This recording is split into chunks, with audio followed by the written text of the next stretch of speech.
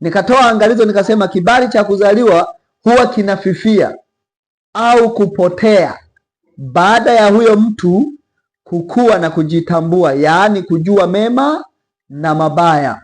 Uthibitisho unatoka katika Biblia kwenye kitabu cha Kutoka sura ya 2 na ule mstari wa 11 hadi mstari wa 15. Ninaomba nisome haya maandiko ili uweze kunielewa.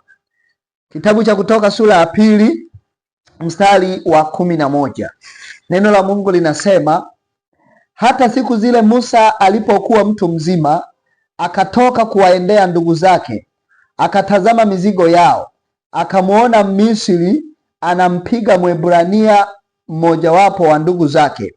Basi akatazama huko na huko, na alipoona ya kuwa hapana mtu, akampiga Misri yule, akamficha ndani ya mchanga. Akatoka siku ya pili, na tazama, watu wawili wa Waebrania walikuwa wakipigana. Akamwambia yule aliyemdhulumu mwenzake, mbona unampiga mwenzako? Yule akasema, ni nani aliyekuweka wewe kuwa mkuu wetu na mwamuzi juu yetu? Je, wataka kuniua mimi kama ulivyomuua yule Misri? Musa akaogopa, akasema, kumbe jambo lile limejulikana. Basi Farao alipopata habari, akataka kumuua Musa. Lakini Musa akakimbia mbele ya Farao, akakaa katika nchi ya Midiani, akaketi karibu na kisima. Bwana Yesu asifiwe sana. Nafikiri umenielewa sasa. Musa alipotezaje kibali chake cha kuishi hata akaanza kutafutwa tena auliwe? Angalizo, kibali unacho. Kibali chako kimefifia, kibali chako kimeharibika, lakini unacho.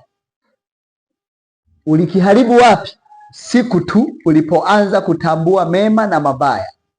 Siku tu ulipoanza kutambua mema na mabaya, hapo ndipo kibali chako kiliharibika. Nikupe mfano mwingine katika Biblia. Mungu akamuumba Adamu.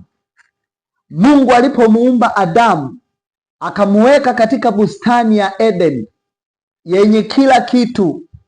Maana yake akazaliwa katika uumbaji wa Mungu akiwa na kibali cha kumiliki Eden. Kila kitu cha Edeni Mungu akamkabidhi, maisha yasiyokuwa na jasho wala shida. Adamu akayafurahia.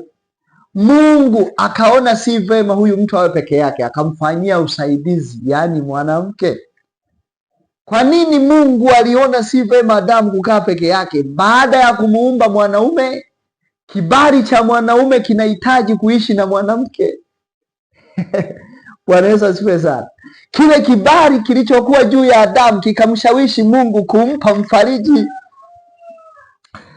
Wakaishi katika ile bustani ya Edeni. Siku mabaya yalipoanza kutokea ni baada ya Adamu kujua mema na mabaya. Adamu na Hawa, Adamu na Eva walipojua tu mema na mabaya na wakayatenda mabaya, tayari kibali chao cha kuishi Edeni kikapotea.